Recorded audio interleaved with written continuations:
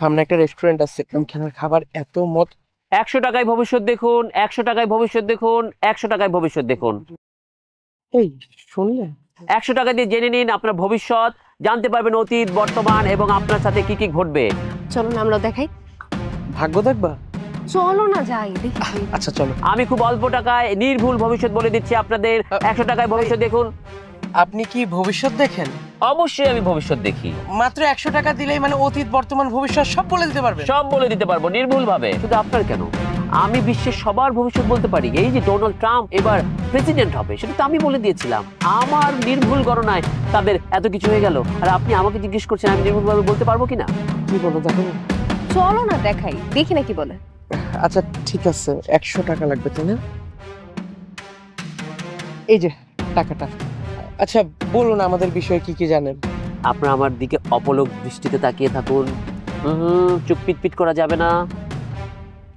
আপনার নাম হচ্ছে জারিফ। হ্যাঁ আমার নাম জারিফ, কিন্তু আপনি জানলেন কিভাবে? আমি জ্যোতিষী স্যার, আমাকে তো সবকিছু জানতে হবে। আপনার নাম সারা। হ্যাঁ, কিন্তু এত কিছু আপনি জানেন কিভাবে? আপনার স্বামী স্ত্রী? হ্যাঁ হ্যাঁ। আপনাদের একটা বাচ্চা আছে, স্কুলে পড়ে, এখন বড় হচ্ছে এবং আপনি তাকে খুব ভালোভাবে মানুষ করার চেষ্টা করছেন। হ্যাঁ হ্যাঁ। আপনারা ব্যবসায়ী পরিবারে, আপনারা ব্যবসা করেন এবং ব্যবসা আপনাদের অনেক উন্নতি হচ্ছে। ঠিক আছে, আমাদের একটা বিজনেস আছে। কিন্তু আপনি তো সব বর্তমান বলছেন, ভবিষ্যতে কিছু বলুন না। ঠিক বলেছেন। দেখি আপনাদের চোখগুলো আরেকবার দেখি। সে কি, আপনাদের ভবিষ্যৎ তো অন্ধকার, শুধু অন্ধকার না, ঘুটঘুটে অন্ধকার। ভবিষ্যৎ অন্ধকার? কি বলতেছেন এসব যাতা? এই দেখছো, এই জন্য আমি সব ভাগ্যটাকে তো বিশ্বাস করি না। দাঁড়াও না, ভবিষ্যৎ অন্ধকার বলতে? হ্যাঁ, আমি স্পষ্ট দেখতে পাচ্ছি আপনারা যখন টাকা পয়সা কামাই করে অনেক বড় লোক হয়ে যাবেন, কোটি কোটি টাকার মালিক হবেন, আপনার ছেলেও আস্তে আস্তে বড় হবে, ছেলে বিয়ে করবে এবং এক পর্যায়ে আপনার ছেলের বউ মিলে আপনাদের দুজনকে ঘাড় ধাক্কা দিয়ে বাড়ি থেকে বের করে বৃদ্ধাশ্রমে পাঠিয়ে দিয়েছে। আমার ছেলে মোটেও এরকম করবে না।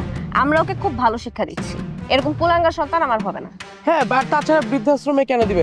কত আদর যত্ন করে মানুষ করতেছে, তাই না? কখনো কোনো অভাব ওর অপূর্ণ রাখিনি, আর আমাদেরকে বৃদ্ধাশ্রমে দিয়ে দিবে। আপনি বললেই হলো। এই স্যার চলো তো। এই থামুন, আমি না জেনে কোনো কথা বলছি না। আমার ভবিষ্যৎ গণনা একদম নির্ভুল, কারণ আপনি যেটা পাচ্ছেন সেটা আপনার অতীত কর্মের ফল। অতীত কর্মের ফল পৃথিবীতে থাকতেই মানুষ পায়। আপনি ভেবে দেখুন তো, আপনি এমন কিছু করেছেন কিনা যার কারণে আপনার এহেন শাস্তি হতে পারে। হ্যাঁ হ্যাঁ, আমার মনে পড়েছে, গত সপ্তাহে তো আমি আমার ওয়াইফের কথা শুনে আমি আমার বাবাকে বৃদ্ধাশ্রমে রেখে এসেছিলাম। তার মানে কি ওইটাই আবার ফিউচারে আমাদের সাথে ঘটবে? না না না না, এটা কিভাবে সম্ভব? এরকমটা আবার হয় নাকি? না, আমি তোমার কথা শুনে আমি অনেক বড় অন্যায় করে ফেলেছি। আমার বাবার মতো ভালো মানুষ হয় না। আমি এরকম একটা ভালো সৎ সহজ সরল মানুষকে আমি একমাত্র তোমার কথা শুনে আমি বৃদ্ধাশ্রমে রেখে এসেছি। আমি পাপ করেছি, আমি অনেক বড় অন্যায় করে ফেলছি। আমিও কি বুঝে কেন যে এরকম করলাম। না, এখন আমাদের সন্তান বড় হয়ে যদি আমাদের সাথে এরকম করে, এটা কোনোভাবে হতে পারে না ভাই।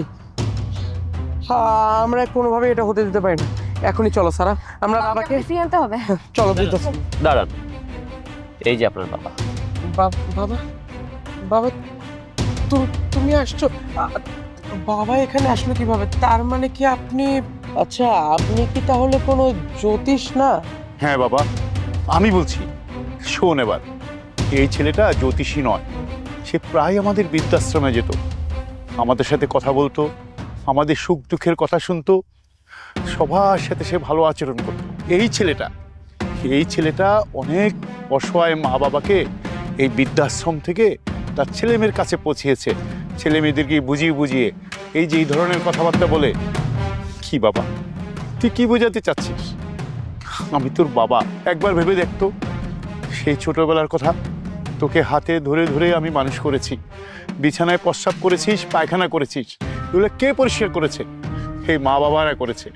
তোর মা চলে গেছে কতদিন, আর তুই আমার ছেলে হয়ে আমাকে বৃদ্ধাশ্রমে ফেলে রাখবি? আমার দুঃখ কষ্টের কথা ভাববি না? আরে এই ছেলে তো ফেরেশতা। এই ছেলেকে আমি আর কি বলবো? তোর তো তাকে কুর্নিশ করা উচিত। এই ছেলের জন্যই তো আজকে তুই আমাকে পেলি। আরে আমার কি ইচ্ছা করে না তোদের সাথে সুখে দুঃখে থাকতে, আমার সুখ দুঃখের কথাগুলো তোদের সাথে শেয়ার করতে, আমার দাদুভাইকে কোলে নিয়ে পিটি নিয়ে ঘুরতে, দাদুভাইয়ের সাথে খেলা করতে? আমার তো মন চায়, কিন্তু তুই আমার একমাত্র ছেলে হয়ে তুই আমাকে বৃদ্ধাশ্রমে ফেলে রাখলি। এই যে আপনারা এত বড় হয়েছেন, প্রতিষ্ঠিত হয়েছেন, এই পেছনে কার হাত? বাবা মায়ের হাত। বাবা ছোট থেকে আপনাদের আঙুল ধরে ধরে ধরে ধরে বড় করে এবং বাবাকে সিঁড়ি হিসেবে আপনারা ব্যবহার করে উপরে উঠে যান। কেন বলুন তো? কারণ বাবারও একটা ভরসা থাকে যে বৃদ্ধ বয়সে এই ছেলেই তার পাশে দাঁড়াবে। যদি বৃদ্ধ বয়সে ছেলে বা মেয়ে বা সন্তানেরা বাবা মায়ের পাশে দাঁড়াতে না পারে, তাহলে অতীতে বা ছোট বয়সে বাবা মায়ের হাত ধরে হাঁটা, বাবা মায়ের হাত ধরে বড় হওয়ার কোনো অধিকারই সন্তানের নেই। আপনারা বাবা মাকে ব্যবহার করছেন। শুনুন, বাবা মা ব্যবহার করার জন্য নয়, বাবা মা হচ্ছে গাছের ছায়ার মতো, যতদিন বেঁচে থাকবে মাথার উপর ছায়া দিয়ে যাবে। বাবা মা হচ্ছে গাছের মতো, এদের যখন বয়স থাকে তখন তারা ফল দেয় এবং যখন বৃদ্ধ হয়ে যায় তখন তারা ছায়া দেয়। আর আপনারা তো বাবা নামে বৃক্ষ, মা নামের বৃক্ষটাকে কেটে ফেলছেন। এরকম করতে থাকলে একটা সময় আপনাদের মতো মানুষদের জীবন না ছায়া শূন্য হয়ে যাবে এবং একটা পর্যায়ে যখন আপনারা বৃদ্ধ হবেন তখনও একই ঘটনা আপনাদের সাথে হবে। এবার পুরো ব্যাপারটা বিবেচনার বিষয় আপনাদের। আপনারা কি চান? আপনারা কি একই অবস্থায় ফিরে যেতে চান যে অবস্থাটা এই আঙ্কেলের হয়েছে, নাকি আপনারা আপনাদের ছেলেদের সেই শিক্ষাটাই দিতে চান যে শিক্ষাটা বাবা মাকে নিয়ে একসাথে থাকা যায়, সেই শিক্ষা? বিবেচনা আপনাদের। বাবা, আজকে এই ভাই না থাকলে হয়তো আমরা আমাদের ভুলটা কখনো বুঝতেই পারতাম না। মাফ করে দিও বাবা। আর কখনো আমি তোমাকে কথা দিচ্ছি, তোমার কোনো যত্নের কোনো ত্রুটি থাকবে না আমাদের বাসায়। চলো বাবা। বাবা, আমিও তো আপনার সন্তানেরই মতো, না জেনে না বুঝে না জানি কত খারাপ ব্যবহার করেছি আপনার সাথে। আপনি কি আমাকে ক্ষমা করে দিতে পারবেন না? আমার করা অন্যায়গুলো আপনি ভুলে যেতে পারবেন না বাবা? আজকে থেকে আপনি আমার শ্বশুর না, আপনি আমার নিজের বাবা। চলো বাবা, তুমি বাসায় চলো।